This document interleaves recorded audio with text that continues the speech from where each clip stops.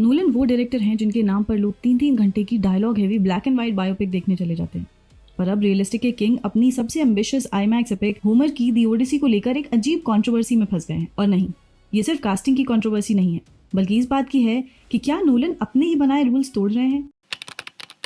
आज के franchise dominated era में नोलन खुद एक ब्रांड है।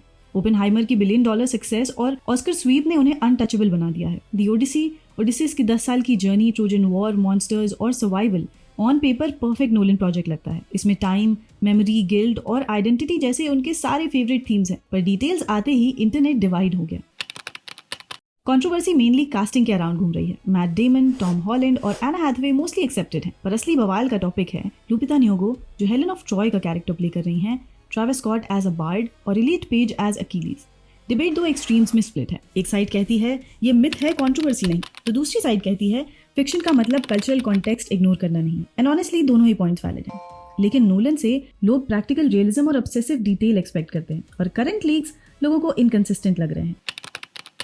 कंसर्न एक्टर्स की एबिलिटी का नहीं बल्कि इमर्जन का है। फैंस ने armour, clean costumes, modern dialogues और अमेरिकन एक्सेंट को क्रिटिसाइज किया है। डर ये है कि मूवी एंशिएंट मिथ कम और मॉडर्न सेलिब्रिटी कास्ट ज्यादा लगेगी। एक तरफ मूवी एंशिएंट ऑथेंटिसिटी क्लेम कर रही है, तो दूसरी तरफ modern Hollywood fingerprints clearly visible है।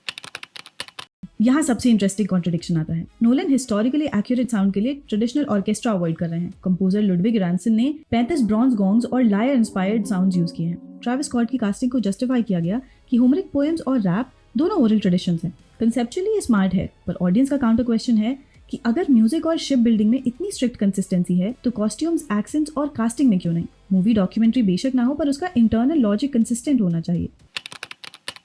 आजकल हॉलीवुड में हर कास्टिंग डिसीजन कल्चर वॉर बन जाता है। असली क्वेश्चंस, क्या नोलन होमर की स्पिरिट, ओडिसीज की मॉरल कॉम्प्लेक्सिटी या पेनेलोपी के पॉलिटिकल सर्वाइवर को कैप्चर कर पाएंगे, इस शोर में दब गए हैं।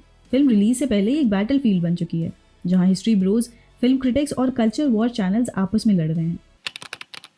नोलन को अंडर एस्टिमेट करना रिस्की है। डंकर्क और इंटरस्टेलर इसके प्रूफ हैं। हो सकता है ट्रेविस स्कॉट एज बार्ड या लुपिता की हेलेन एक्चुअली मूवी के कॉन्टेक्स्ट में परफेक्ट काम करे। May be Nolan ancient Greece को म्यूजियम पीस नहीं बल्कि एक लिविंग मिथ की तरह ट्रीट कर रहे हैं। कॉन्सेप्ट अच्छा हो सकता है, पर स्क्रीन पर वर्ल्ड फेक लगा तो थकी हुई ऑडियंस माफ नहीं करेगी।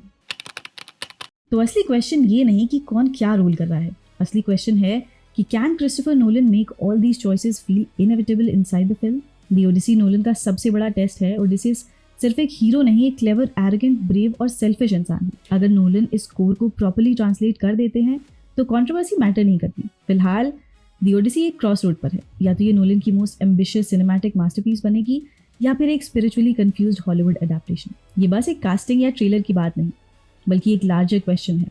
मिथ अडेप्ट करते वक्त आप हिस्ट्री, कल्चर, ऑडियंस या अपने आर्टिस्टिक विजन किसके लिए ज्यादा लॉयल है? नोलन का आंसर प्रॉबली है ऑल ऑफ द अबव, जो इस एपिक को उनका सबसे रिस्की प्रोजेक्ट बनाता है। अगर वीडियो पसंद आई हो तो लाइक, शेयर, कमेंट कर देना, और अगर पसंद नहीं आई हो, अब इतना दूर तक आ गया तो शर्म खा के कर देना। कोई सजेशंस हैं, मूवी है तो कमेंट्स खुले हैं, and I will see you in the next episode.